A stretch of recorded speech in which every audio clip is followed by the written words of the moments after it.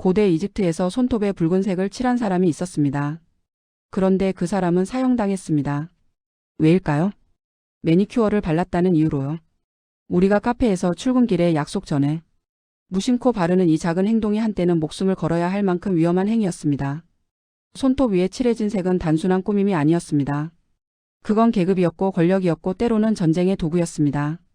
고대 바빌로니아의 전사들은 전투에 나가기 전 손톱을 검은색으로 칠했습니다. 중국 명나라 황실에서는 특정 색깔의 네일을 바르지 않으면 궁에 들어올 수 없었습니다. 제2차 세계대전 당시 연합군은 여성들에게 빨간 네일을 바르도록 권장했습니다. 이유가 뭘까요? 사기 진작용 심리전이었습니다. 이 모든 이야기가 손톱이 몇 밀리미터의 색에서 시작됩니다. 오늘 우리는 이 작은 색이 어떻게 왕족의 언어가 되었고 어떻게 자동차 산업이 현대 네일 폴리시를 탄생시켰으며 왜 1980년대 펑크족들은 검은 네일을 선택의 무기로 삼았는지 추적할 겁니다. 그리고 마지막엔 이 질문에 답하게 될 겁니다. 왜 하필 손톱이었을까? 이건 생각보다 훨씬 깊은 이야기입니다. 자, 이제 당신의 손을 한번 보세요. 지금 이 순간 당신의 손톱은 어떤 색인가요? 투명? 빨강? 검정? 아니면 아무것도 바르지 않았나요? 만약 색을 칠했다면 왜 그 색을 선택했을까요? 그냥 예뻐서라고 답할 수도 있습니다. 기분 전환이라고 할 수도 있죠. 혹은 회사 미팅이 있어서 단정하게 보이려고라고 말할 수도 있습니다. 그런데 여기서 잠깐. 당신이 방금 한 선택은 정말 그냥일까요? 서울의 한 카페. 20대 여성이 친구를 기다리며 손톱을 칠합니다. 연한 핑크색. 그녀는 오늘따라 여리여리한 느낌이 끌려서라고 말합니다. LA의 한 사무실. 30대 변호사가 회의 전 빨간 네일을 체크합니다. 자신감 있어 보이려고라는 게 이유입니다. 도쿄의 한 편의점. 남성 알바생이 검은 네일을 하고 있습니다. 손님들은 잠깐 쳐다보지만 그는 신경 쓰지 않습니다.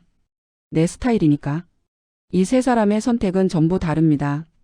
그런데 묘하게도 그들이 고른 색 핑크, 빨강, 검정은 각각 수백 년 전부터 이미 특정한 의미를 가지고 있었습니다.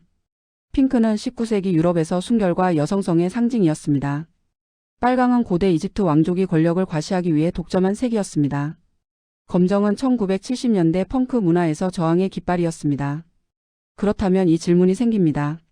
우리는 정말 자유롭게 색을 고르고 있는 걸까요? 아니면 우리도 모르는 사이 수천 년간 쌓여온 어떤 패턴을 따라가고 있는 걸까요? 생각해보면 이상합니다. 머리카락을 염색하거나 입술에 색을 칠하거나 볼에 연지를 바르는 것도 모두 꾸미는 행위입니다. 그런데 왜 하필 손톱일까요? 손톱은 우리 몸에서 가장 작은 부위 중 하나입니다. 멀리서 보면 거의 안 보이죠. 그런데도 사람들은 기원전 3000년부터 이 작은 공간에 색을 칠해왔습니다.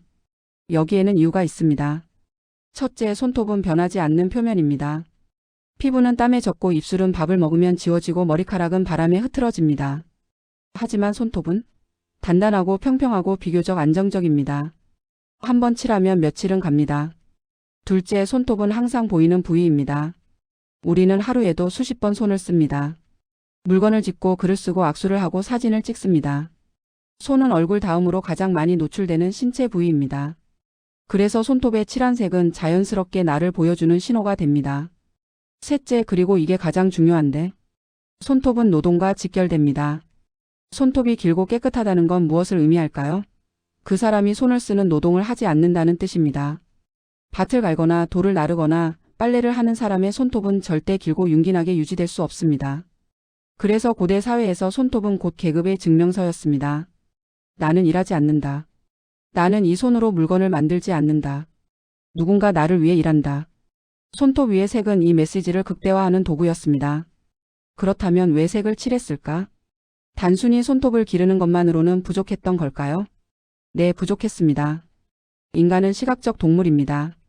우리는 색으로 세상을 구분합니다. 붉은색은 위험을, 파란색은 평온을, 검은색은 위험을 상징합니다. 이 본능은 문명 이전부터 존재했습니다. 고대 사회에서 색은 단순한 장식이 아니었습니다. 색은 권력이었습니다. 예를 들어 로마 제국에서 자주색 옷을 입을 수 있는 사람은 황제뿐이었습니다. 왜? 자주색 염료가 너무 비쌌기 때문입니다. 수천 마리의 조개에서 겨우 몇 그램만 추출할 수 있었죠. 그래서 자주색은 곧 황제의 색이 되었습니다. 손톱도 마찬가지였습니다. 특정 색을 손톱에 바를 수 있다는 건 그 색을 얻을 수 있는 사람이라는 뜻이었습니다. 그리고 그 색을 바르는데 시간을 쓸 수 있는 사람이라는 뜻이었습니다. 그렇다면 여기서 질문이 생깁니다.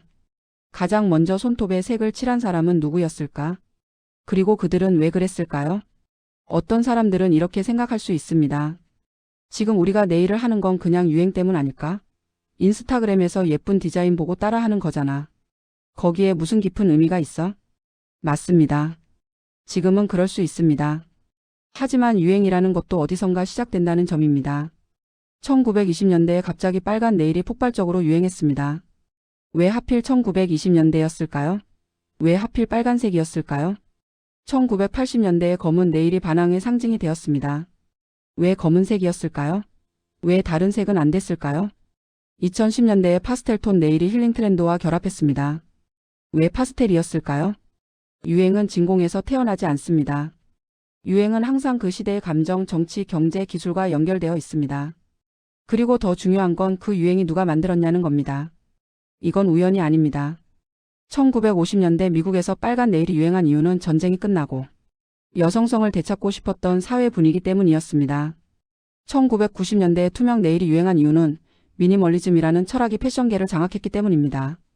2020년대에 다양한 색이 공존하는 이유는 개인화와 다양성을 중시하는 문화 때문입니다. 색의 선택은 절대 중립적이지 않습니다.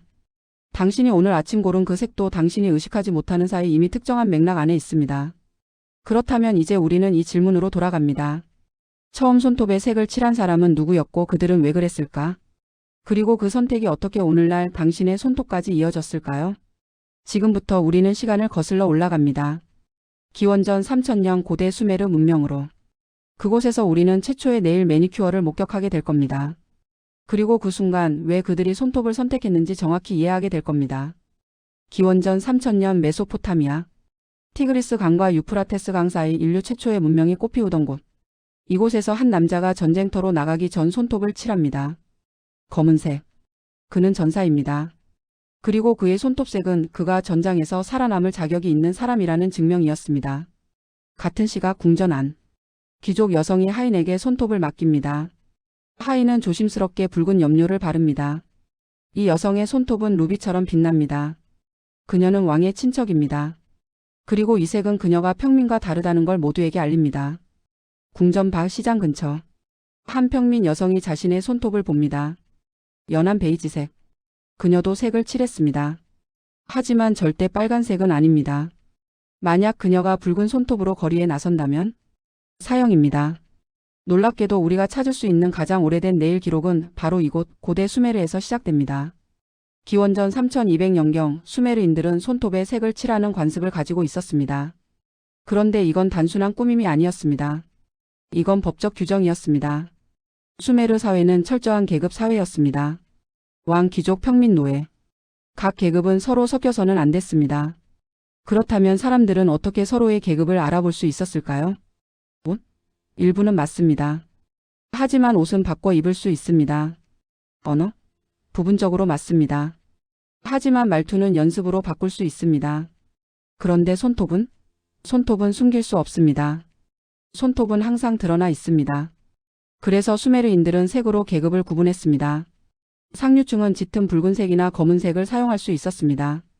이 염료들은 값비싼 광물과 식물에서 추출했기 때문에 평민들은 구할 수조차 없었습니다.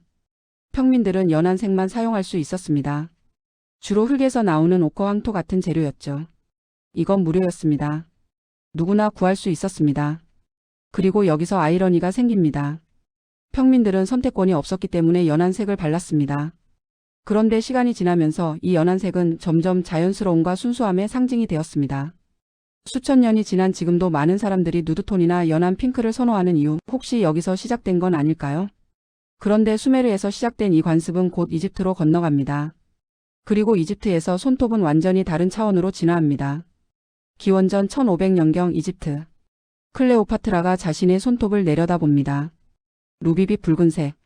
이 색을 만들기 위해 하인들은 해나 잎을 으깨고 광물 가루를 썼고 때로는 벌레에서 추출한 염료까지 사용했습니다. 왜 이렇게까지 할까요? 이집트인들에게 손톱의 색은 단순한 장식이 아니었습니다. 이건 사후 세계로 가는 티켓이었습니다. 이집트 신화에 따르면 죽은 자는 저승에서 신들의 심판을 받습니다.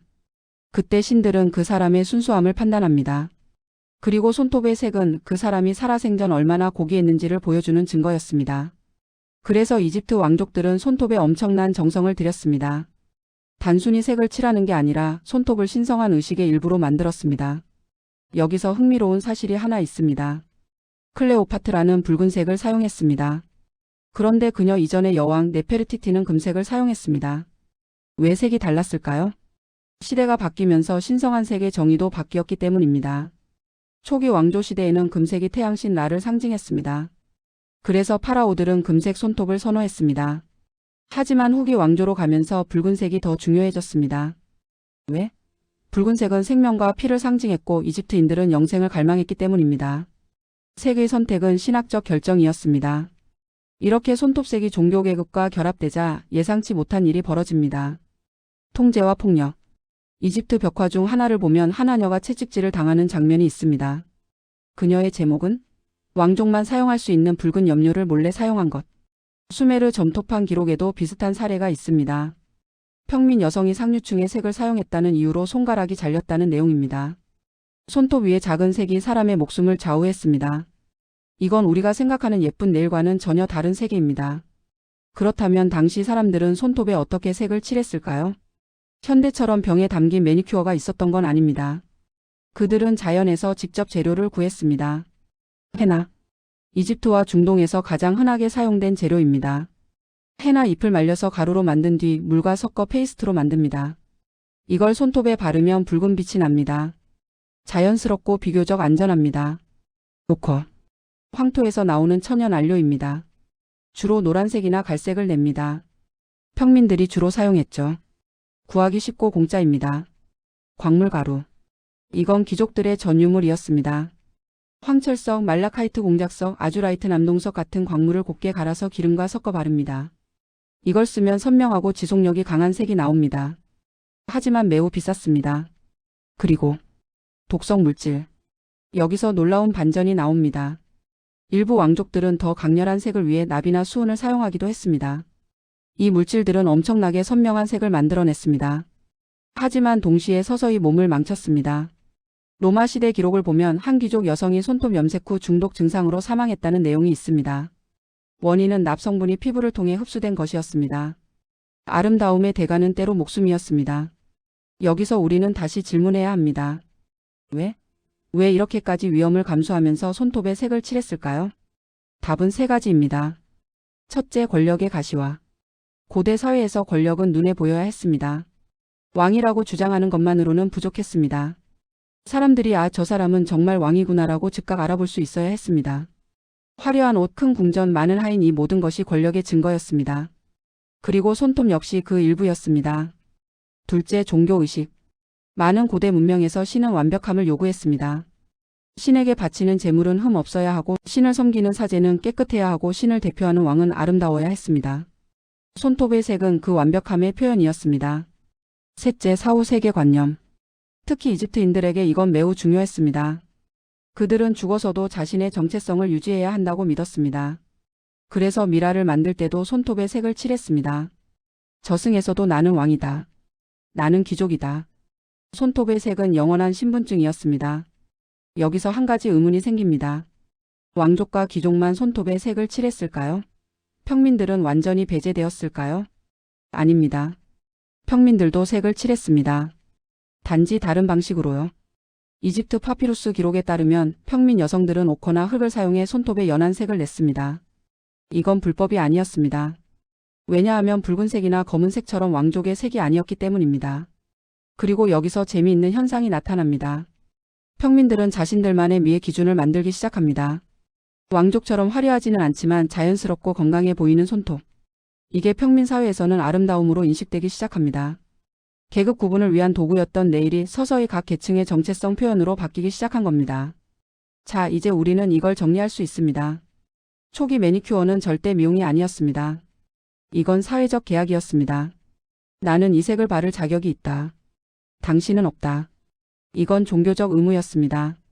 신이 나를 선택했고 이 색은 그 증거다. 이건 생존 전략이었습니다. 내가 이 색을 바르지 않으면 나는 처벌받는다. 손톱 위에 몇 밀리미터 이 작은 공간은 권력, 신분, 생사가 교차하는 전장이었습니다. 그리고 이 전통은 수천 년 동안 이어집니다. 손톱이 계급의 도구에서 개인의 선택으로 바뀐 순간은 언제였을까요?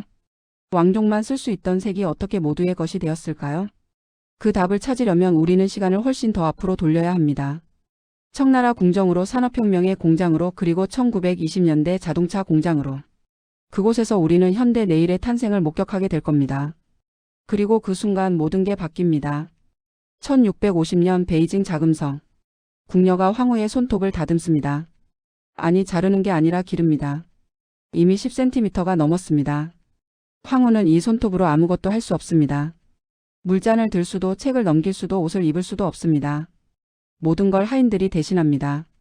그게 바로 목적입니다. 나는 아무것도 하지 않는다. 그래도 산다. 이게 곧 권력이다. 중국 명청시대의 손톱 문화는 새로운 차원에 도달합니다. 이전까지 손톱은 색으로 구분되었다면 청나라에서는 길이가 추가됩니다. 황실 여성들은 최소 5cm, 어떤 기록에는 15cm까지. 손톱이 손가락보다 깁니다. 문제는 쉽게 부러진다는 것. 그래서 네일 캡을 발명합니다.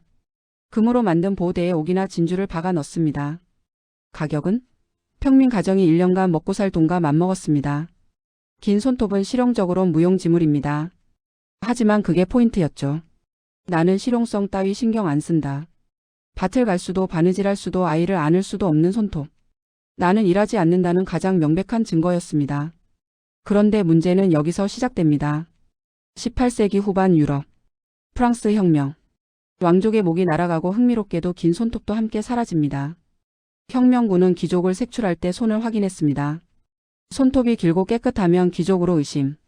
많은 귀족이 서둘러 손톱을 잘랐습니다. 목숨을 위해. 손톱이 처음으로 위험한 것이 된 순간입니다. 손톱은 더 이상 계급의 상징이 되어선 안 된다. 유럽 사회는 점차 이런 합의에 도달합니다. 19세기 중반 산업혁명.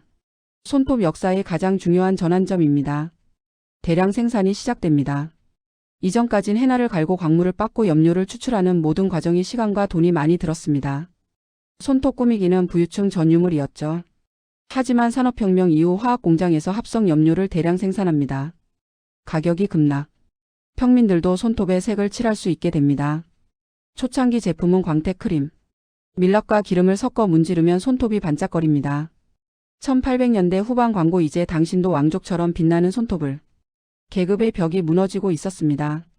그리고 1920년대 역사상 가장 극적인 순간. 미국 디트로이트. 자동차 산업 폭발.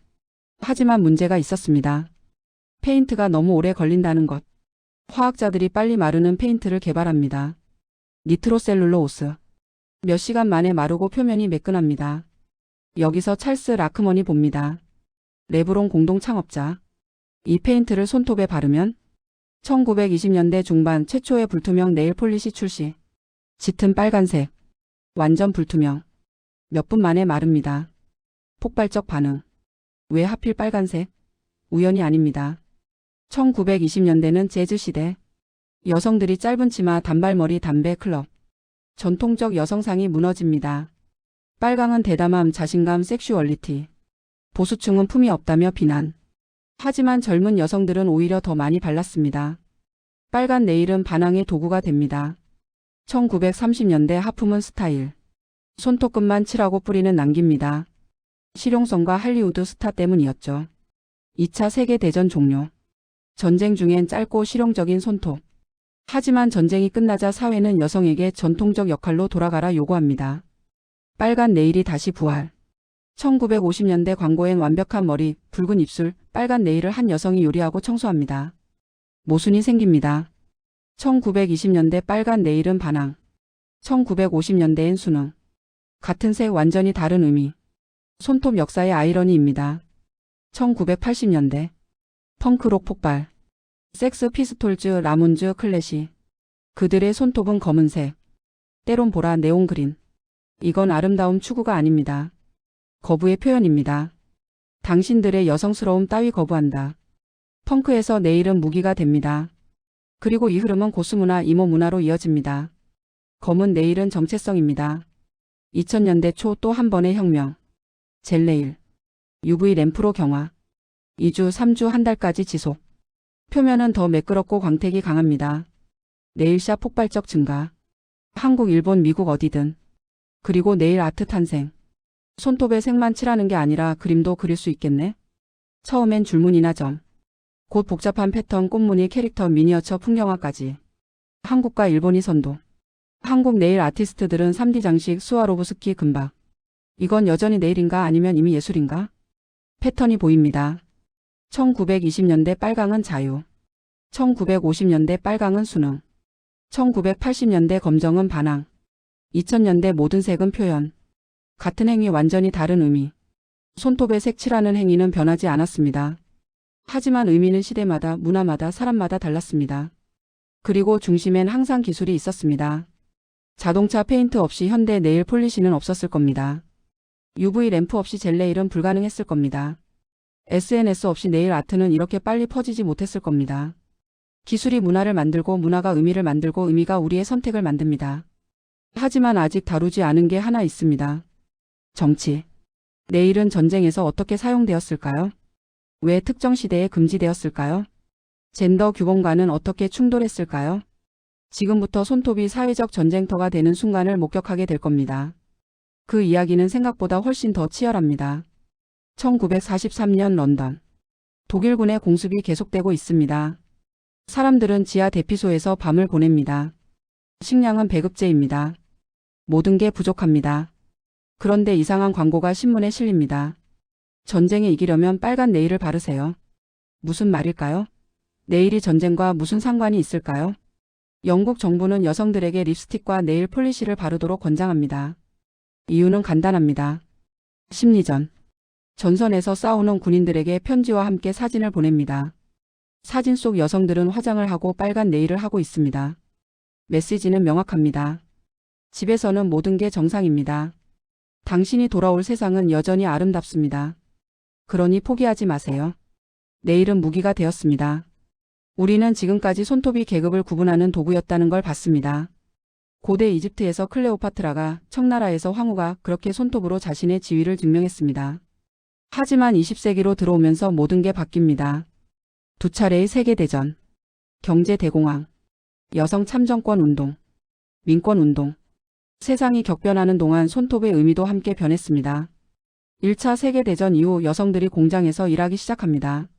남자들이 전쟁터로 떠났으니까요. 그러면서 자연스럽게 질문이 생깁니다. 우리가 남자들과 똑같이 일하는데 왜 우리는 투표권이 없지? 여성 참정권 운동이 거세집니다. 그리고 흥미롭게도 이 운동의 선봉에 선 여성들 중 많은 이들이 네일을 하지 않았습니다. 왜일까요? 당시 사회에서 여성스러운 외모는 곧 약하다는 의미였습니다. 투표권을 쟁취하려면 우리는 남자만큼 강하다는 걸 보여줘야 했습니다. 그래서 많은 참정권 운동가들은 단발머리를 하고 화장을 하지 않고 네일도 바르지 않았습니다.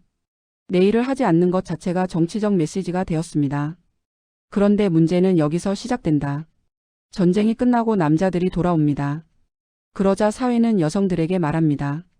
이제 공장 일은 그만하고 집으로 돌아가세요. 당신들의 자리는 부엌입니다. 많은 여성들이 일자리를 잃습니다. 그리고 사회는 다시 전통적 여성상을 강요합니다. 바로 이 시점에서 빨간 네일이 다시 유행합니다. 1950년대 광고들을 보면 놀라울 정도로 일관된 메시지가 있습니다. 완벽한 아내는 항상 아름답습니다. 빨간 네일을 한 여성이 진공청소기를 들고 미소 짓는 이미지. 빨간 네일을 한 여성이 저녁 식사를 준비하는 이미지.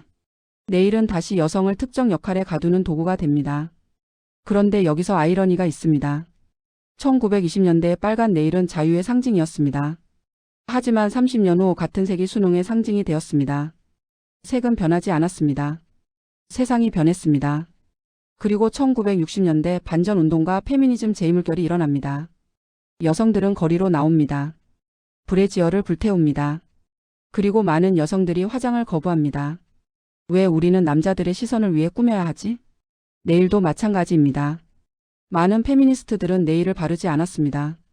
네일은 가부장제가 강요한 여성성의 상징으로 여겨졌습니다. 1970년 한 페미니스트 잡지 기사를 보면 이런 문장이 있습니다. 네일 폴리시는 여성을 장식품으로 만드는 도구다.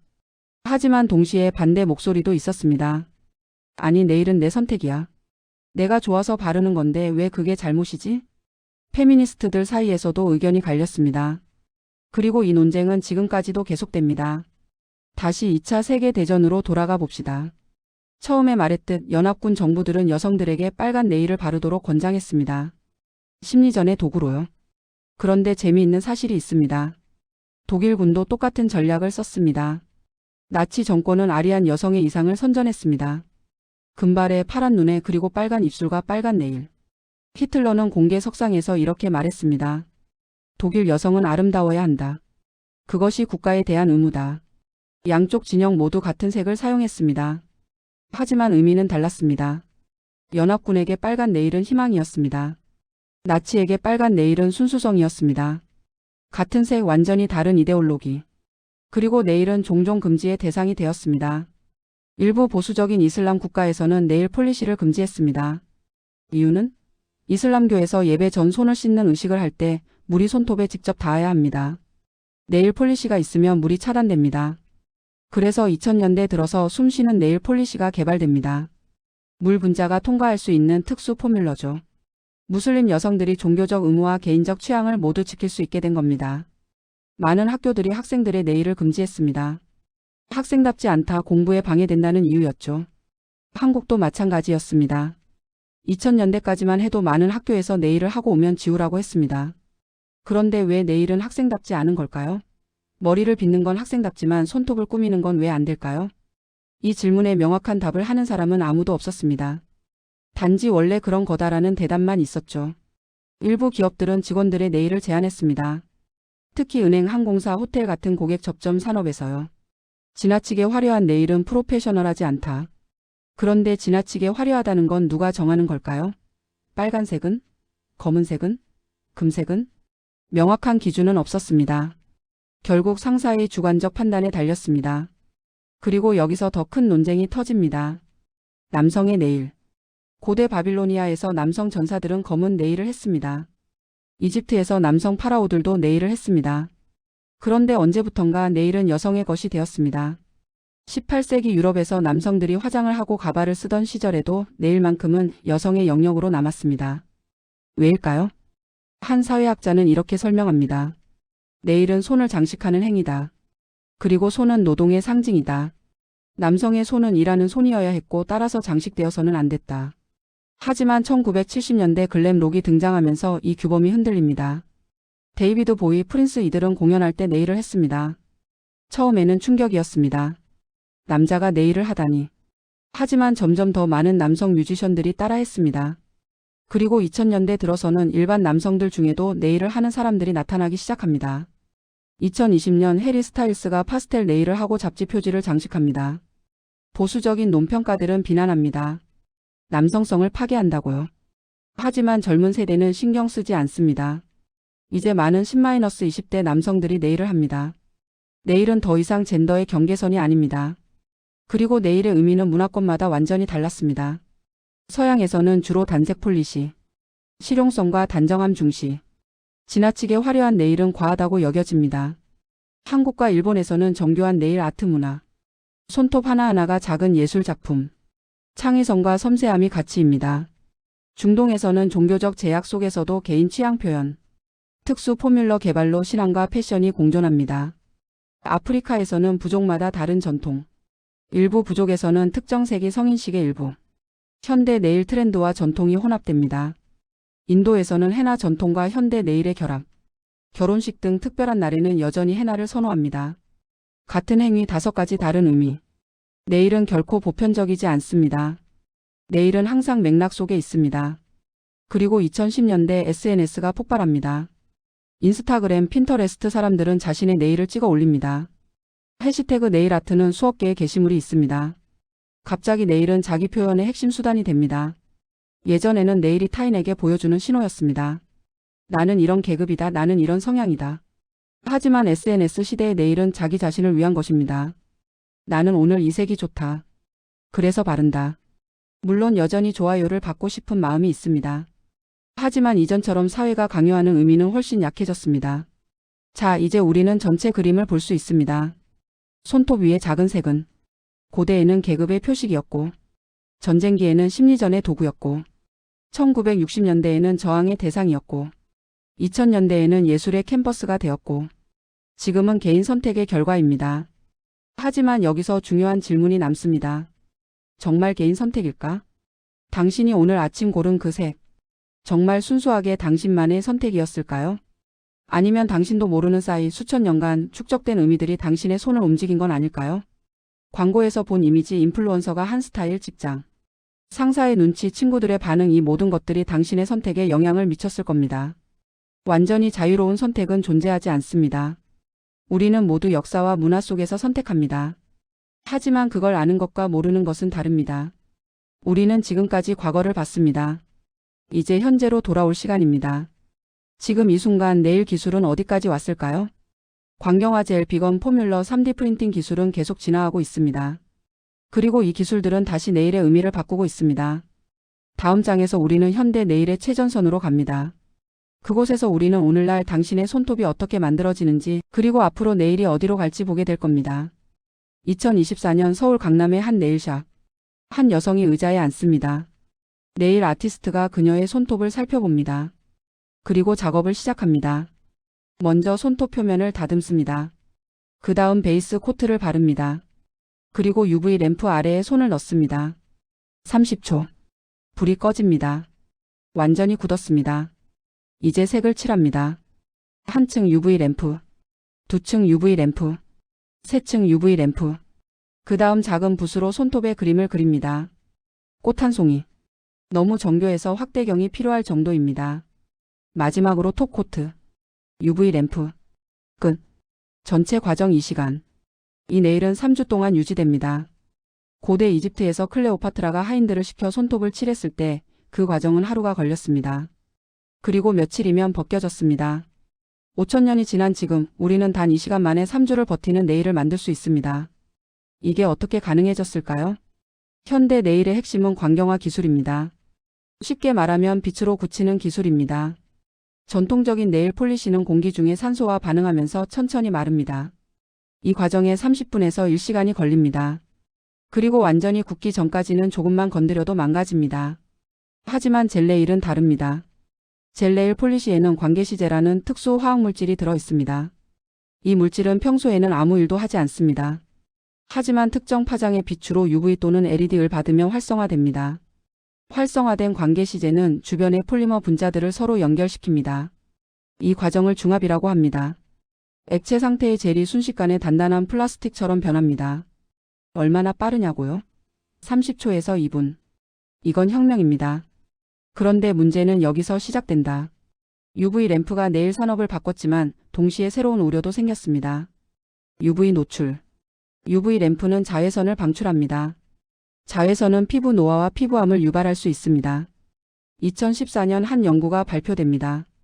정기적으로 네일샵에서 UV 램프를 사용하는 사람들의 손에서 피부 손상 징후가 관찰되었다. 네일 업계는 발칵 뒤집힙니다. 즉각 대응이 나옵니다. LED 램프가 개발됩니다. LED는 UV보다 훨씬 좁은 파장만 방출하고 경화 시간도 더 짧습니다. 더 안전하고 더 빠릅니다. 2020년대 들어서는 대부분의 네일샵이 LED 램프를 사용합니다. 기술은 문제를 만들기도 하지만 동시에 그 문제를 해결하기도 합니다. 그리고 2010년대 중반 또 다른 변화가 일어납니다. 클린 뷰티 운동. 사람들이 화장품 성분을 따지기 시작합니다. 이 안에 뭐가 들어있지? 안전한 거야? 네일 폴리시도 예외가 아닙니다. 전통적인 네일 폴리시에는 몇 가지 논란의 소지가 있는 성분이 있었습니다. 포름알데히드 마이너스 방부제. 하지만 발암 가능 물질로 분류됨. 톨루엔 마이너스 용제. 신경계에 영향을 줄 수 있음. 디부틸프탈레이트 마이너스 가소제. 내분비계 교란 물질로 의심됨. 이 세 가지를 독성 삼총사라고 부릅니다. 2010년대 들어 많은 브랜드들이 3프리, 5프리, 7프리 제품을 출시합니다. 숫자는 제외된 유해 성분의 개수입니다. 일부 브랜드는 10프리까지 갑니다. 그리고 비건 네일 폴리시도 등장합니다. 동물 유래 성분을 전혀 사용하지 않고 동물 실험도 하지 않습니다. 소비자들은 선택권을 얻습니다.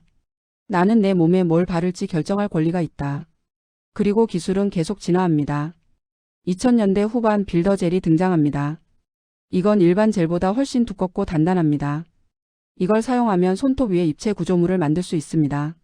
네일 아티스트들은 이 기술을 가지고 놀기 시작합니다. 꽃잎이 튀어나오는 손톱. 나비가 날개를 펼친 듯한 손톱. 보석이 박힌 듯한 입체 장식.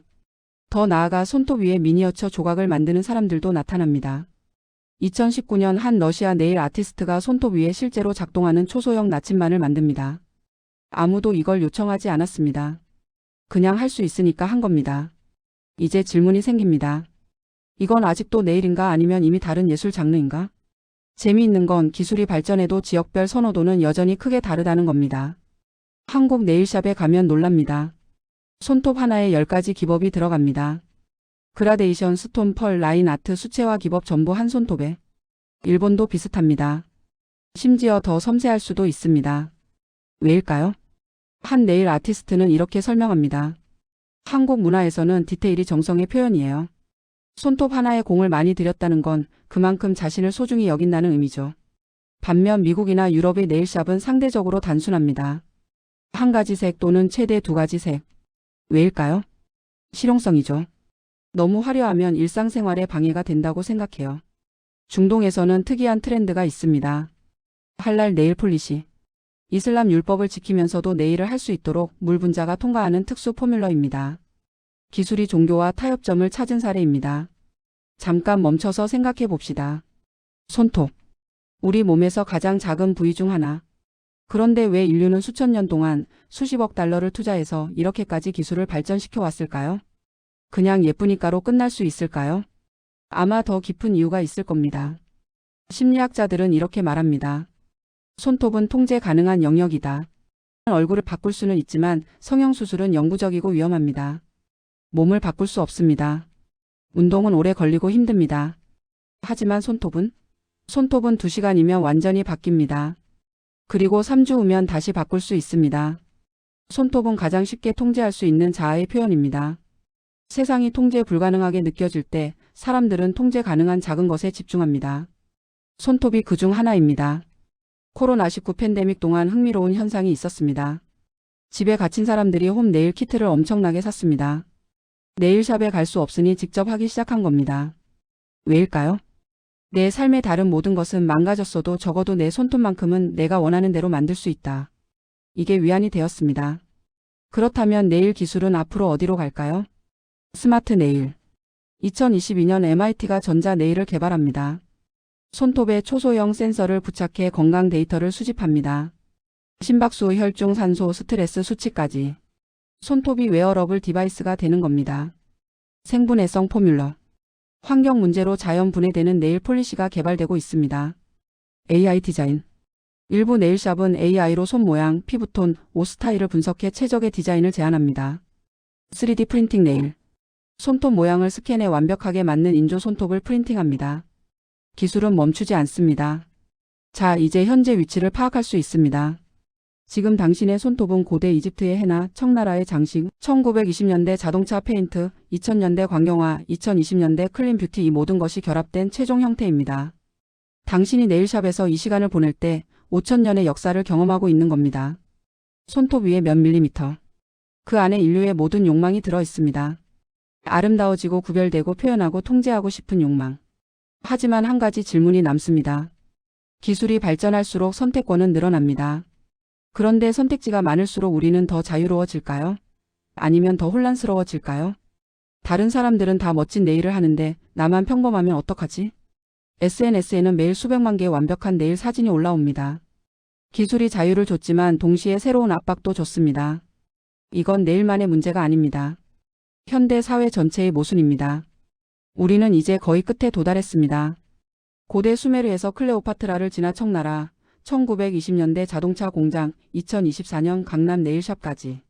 이 긴 여정에서 우리는 무엇을 발견했을까요? 몇 밀리미터의 작은 표면. 이 작은 공간이 5000년 동안 무엇을 담아왔는지. 매니큐어를 보면 사람들이 어떤 방식을 편하게 느끼고 어떤 표현을 선택해 왔는지가 자연스럽게 드러납니다. 고대 이집트인들은 붉은색을 선택했습니다. 신과 영생에 가까워지고 싶었으니까요. 청나라 귀족들은 긴 손톱을 길렀습니다. 노동하지 않아도 된다는 걸 증명하고 싶었으니까요. 1920년대 여성들은 빨간 네일을 발랐습니다. 새로운 시대를 원했으니까요. 1980년대 펑크족들은 검은 네일을 했습니다. 기존 질서를 거부하고 싶었으니까요.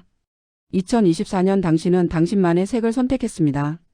그게 무슨 색이든 거기에는 이유가 있습니다. 의식했든 안 했든 그 선택 안에는 당신이 속한 시대, 문화 그리고 당신 자신의 욕구가 들어 있습니다.